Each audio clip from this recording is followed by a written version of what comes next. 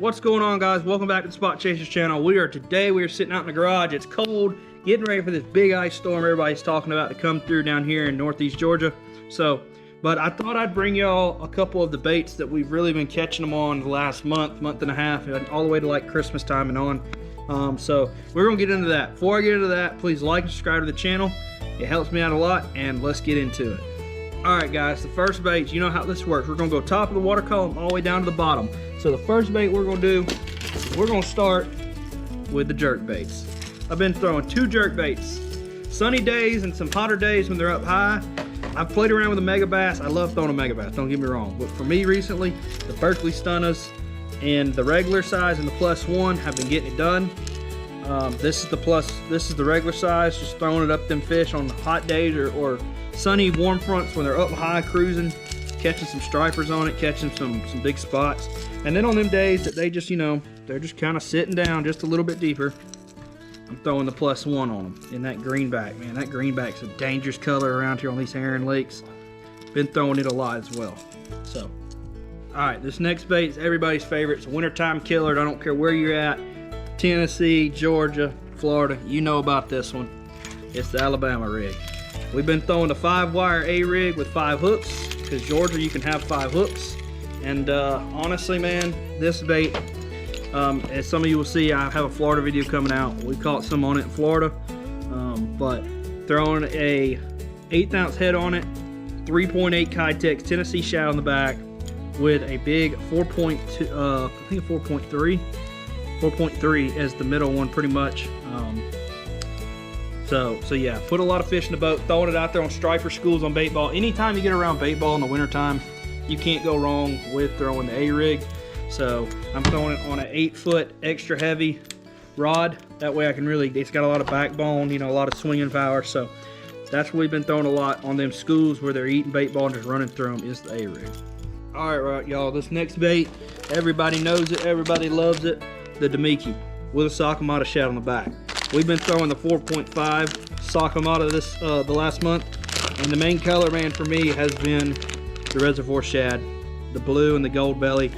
I don't know why, but they turned on to it about around Christmas, and they have not stopped eating it. Hooking it on a 3/8 or a 1/4 ounce jig head, depends on where I'm at. Sometimes I'm throwing a half, depending on how deep I'm fishing, but a lot of times, man, just finding them out there in the ditches and the timber, throwing it out there, and you know how it is, working it, let them see it, working it from them. So can't go wrong with that, as well as stroking it through the bait. Like, you get a bait ball, and I literally sometimes I'll throw it out there and I'll just stroke it through the bait. So the Reservoir shad at 4.5 Sakamata shad on our Demiki head. Queen Tackle, that's the brand, Queen Tackle. All right, moving on to the next one. Everybody loves it, wintertime, you know about it, the jigging spoon. This is a War Eagle jigging spoon, the white. I believe it's, I'm not sure how heavy it is. It's one of the smaller ones, not very big. Caught some fish on it, caught some stripers on it. You know, you see a school running across the bottom, and you get them fired up and just start jigging it. Now, one thing I do, and a lot of people don't do this, I throw mine on a spinning rod. A lot of people don't like bait caster. I like mine on a spinning rod. I can just get a little more power with it to me, jigging it, and you know, and medium heavy, 7 foot, paired with 12-pound Tatsu, 15-pound braid. Can't go wrong with it, man. Jigging spoon. All right, this last bait, we're gonna save one of the best for last right now, and everybody knows it's getting to be Nico rig time around here. But I'm gonna shout out Cast Fishing and Ryan Hanks. They've come out with something I think is gonna be the next big thing, and that is the Nova 4.5. Y'all, this little worm is amazing. It's light. It's got a rattle in it, so it rattles when you shake it. It's got a built-in nail weight holder, so I don't know if you can see that. I run the screw locks, but you put a nail weight in there, it's not coming out. I mean, they designed it for the pocket, for the nail weight to sit in perfectly. Right here, right at the tail, the tail's got a lot of action, but right here is a rattle. And then that tail, so when I'm shaking it along the bottom, dude, that tail, you can see just by me shaking it, that tail is just really reactive, you know. So great bait, Nova 4.5. Ryan and Cash, y'all did it again, good job. But yeah, the Nico rig. Alright guys, that's going to wrap up the video today. I hope y'all enjoyed it.